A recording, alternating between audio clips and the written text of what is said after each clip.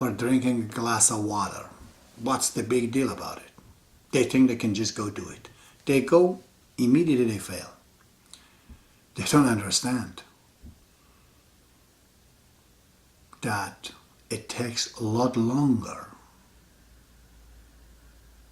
to create the ability in you to live with other people. It's an art. It needs endeavor. It needs work. You can't just go to a person and get along with it as simple as that. If it took you that long to become an actor, it takes you twice as long now to get rid of all those things. So for you to become a normal human being, that you can actually see people the way they are. To you, you have a Salvador Dali's eyes. You can't be communicating and getting along with people. Maybe a day or two, that's all you have. You're too individualistic.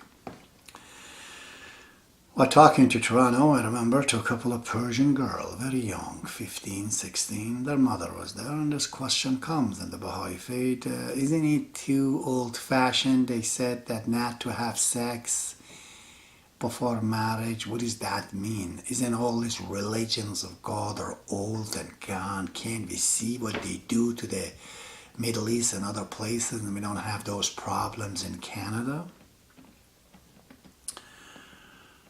God always helps me to find an answer, eh? I told them, okay, let's say you have sex right now with 20 people before you marry. And comes 10 years from now you're 15, imagine now you're 25, and even 30, 35. And you're standing in the same street. And as you're talking, walking with your wife, with your son possibly, one baggie from the side of the street comes and says, hey, can I have a buck? Hey, listen, aren't you the girl that I knew in high school? Oh my God, you are such a nice body. Oh, and you say, get away, you crazy man. Go, hey, I did your wife, man. She was nice. What kind of embarrassment is to you when you hear that? Or she comes and says, your husband? I did your husband. I had sex with him. She's good. What's going to happen to you? What's going to happen to that 15 years old son and daughter that they hear this? You want to have sex before marriage? Go ahead. But do you know what the outcome might be? Unless you never want to marry and you don't want to have children. You want to be a dysfunctional human being. You just want to learn to do one thing, sex, nothing else. Have you ever thought that? So I said to them, when they approach and they say, hey, can we have sex? Tell them that my body is contracted to my future husband. I don't know who it is. I would have to ask him to see if he likes that.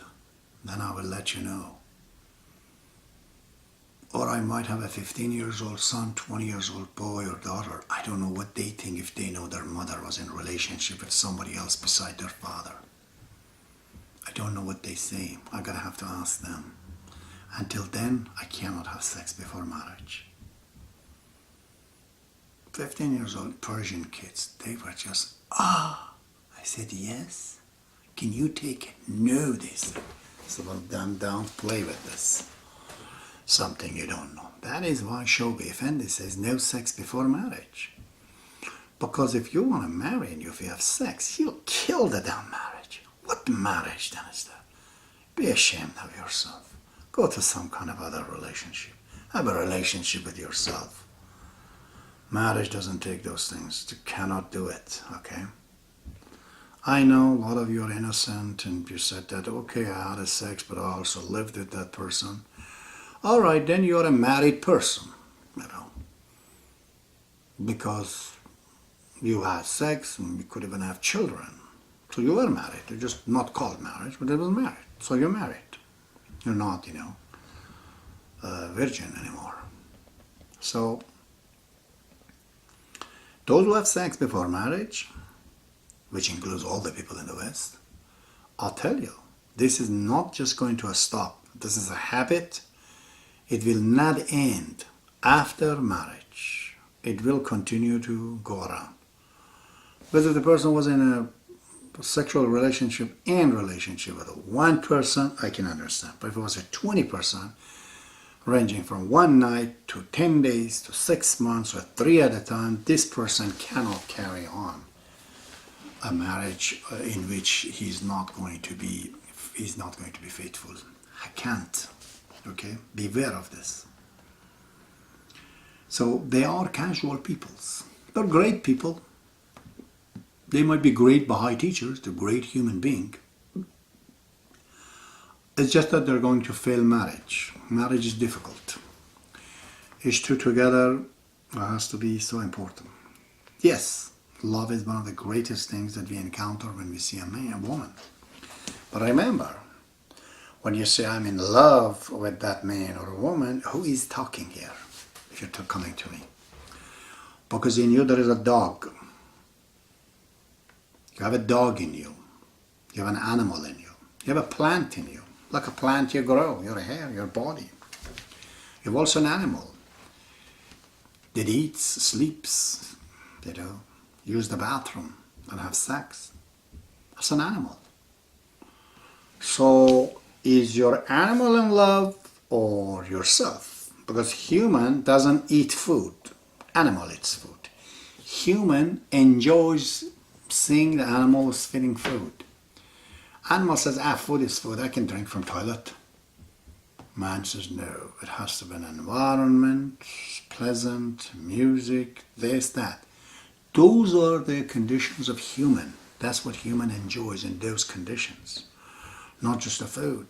Food is for animal. Animal part of us. So when you say I'm in love, what is this? Your dog is in love or you are in love? Because love making and sex are two different things entirely. If you're in love with a person, if that person becomes agitated or angry at you or something else, immediately you don't feel sex anymore. Because you're human. We don't. Your human rejects, says there's no bond, back off. An animal is under control, the man follows that. But if there's no human in you, says, what the hell?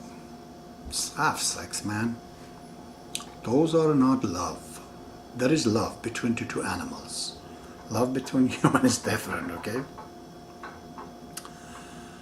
So, another thing I've written here is very important that we have to also know is the mechanism of solving the problem. Problem always occurs. I told you, it's like a road. We go in an accident. So, what do we do about that?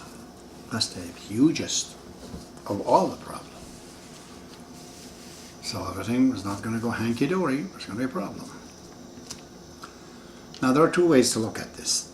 These problems could be outside of the Baha'i faith or inside the Baha'i faith. By the Baha'i faith, I mean the faith of Baha'u'llah. But some people are not Baha'i, but they still look at these principles that Baha'u'llah brings up. Okay? If two people are Baha'i or believe in these principles, then they have no problem that tomorrow drinking of a husband and wife is one of the problems. They don't drink. They don't abuse substance. They don't lie to people. They don't tax evade. They don't take people's money. They don't cheat people. They don't harm people. They don't abuse people. There are a lot of things that the Baha'i, on a standard of the Baha'i, people like that, they don't do it. Now, if the person comes and says, oh, yesterday they became Baha'i, but all his life has been like this, that's not going to work either. This has to be a history of this. There has to be a consistency that the person have accepted these principles. He's doing it. Now, if you marry that person, tons of problems is already resolved. People are fighting over a lot of things that if they were to be a Baha'i, accepting certain principles and a standard, then it would be good. They were asking me and my ex-wife that You two are always fighting. Anyways, how come your children are so beautiful and so good? They don't smoke, they don't drink. My son never stops his fast or his obligatory prayers. Everything is perfect. Impossible for him to insult anybody or cheats anybody. They said, how come Nima, Mona comes out of you? I told them they were raised by their grandfather. Oh, who is that? I said, Baha'u'llah. Baha'u'llah was in our house. Me and Mom may not be perfect, but we were teaching Baha'i faith. Baha'u'llah was present there all the time. These children, they were smart. They knew their mom and dad are honest, but they're not perfect. They knew it. I remember when one day my son said something about that. I told him the goal, Daddy, is not to follow me. Okay? I can vouch for you that I'm done better than my father. But you have to do better than me. If you're me, it's a failure. Of course you have to be better than me. That's only fair because I'm better than my father. You have to be better than me. He said, yeah, okay. I told him that I have experience. You don't have knowledge. Oh, you have a lot of knowledge, but I have a lot of experience. Experience is not knowledge. He said, I know. I said, okay. So I can share those things with you. But I do not want you to get a blank tickets and that's it, I'm gone. No, your dad might be wrong. Just hear him, might have some idea for you. But you're on your own and decide yourself. So this is what happens if people, they accept principles, the Baha'i principles, which is scientific, logical, reasonable. So, but within the Baha'i family, there's always problem too. These problems now, they're not major. Okay, they're mostly clashes of characters. A stubbornness comes when a person attaches too much to his or her own ideas. Our ideas are not us. In the Baha'i faith, clashes of ideas and opinions are allowed. Clashes of character is not allowed. My opinion has been earned, learned, imposed. I was infested with it maybe. So it's on the table. If it's wrong, I have to be able to let go of it. But if my character gets attached to it and I feel my pride has been stepped on, then me and idea are one. Then there's a problem. It's like my shirt has been glued to my skin. If you take my shirt, my skin is coming off. That's what a stubborn man is. His ideas is glued to his hand, to his body. I have to learn those things. These are not also just me talking and you say, yeah. No, you have to be practicing this. I'll tell you how. So,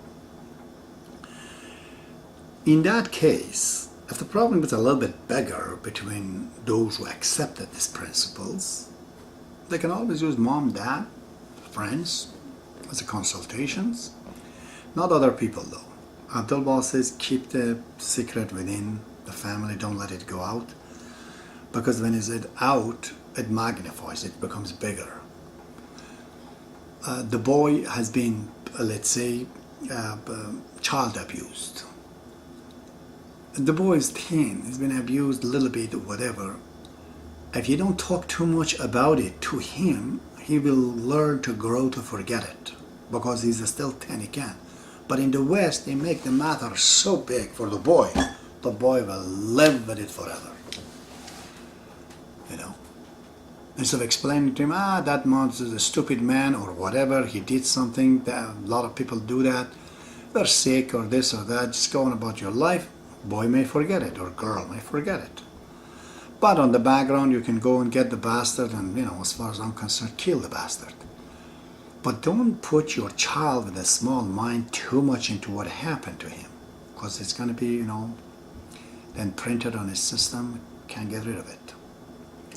So the problem within the family is better to keep it in and talk to people of your own, Then the second thing is that during the engagement time, take a subject, take a topic, any topic. Sit down on a table, like civilized people, talk about it. Then you gradually understand, where this person doesn't understand or is stubborn. By discussion, you can learn how to talk. The art of speaking and solving the problem cannot be read. You have to practice doing it. And don't get discouraged if you find your wife or your husband or your future husband is disagreeing with you in certain area. That's okay. But can you get around it? You know, can love is big enough to go around it to say, okay, we're just a human being. Maybe the problem is bigger than us. But at this time, we think that we can't talk about certain topics. Either we're too sensitive or we're too inexperienced, we can't do it.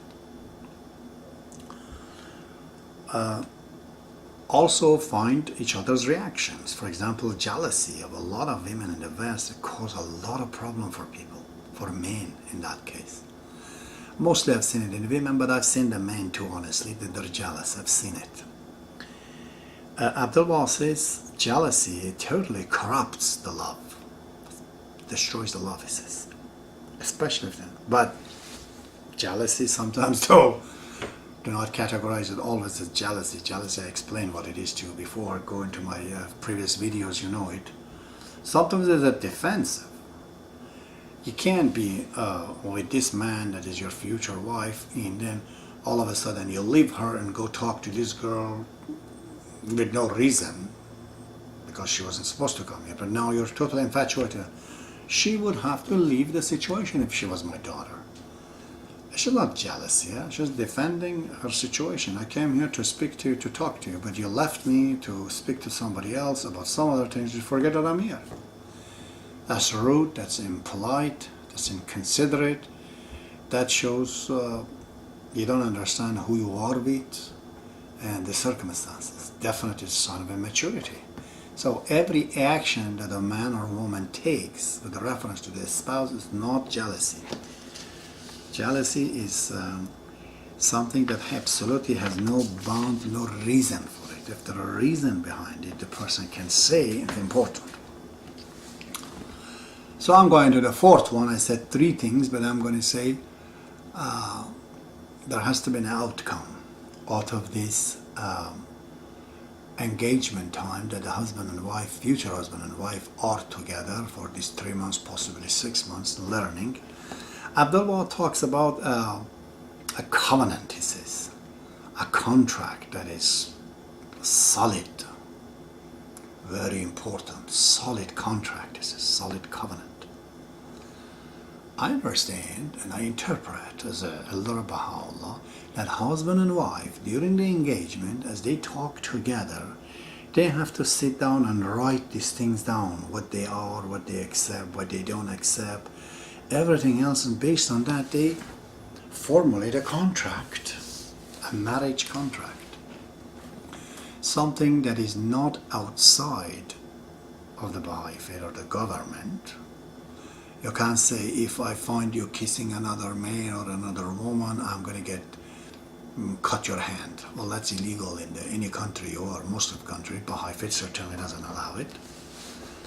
But a contract that you write it and then have to be given it to the parents. Parents have to study this well to find out if this is what our son is or it is good for him. This has to be, it's a fight in the beginning, which is very, very, very much the foundation of the peace forever in the future. This contract acts as a representation, as the manifestation of the Baha'i faith in your understanding. It's your spiritual home, just like your physical home. Within boundaries, you act and you live.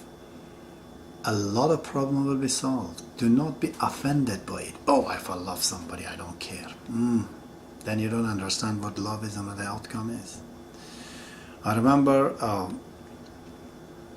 it was the manager of the Scotia Bank somewhere in BC. Let me not mention his name. Brock, I think his name was.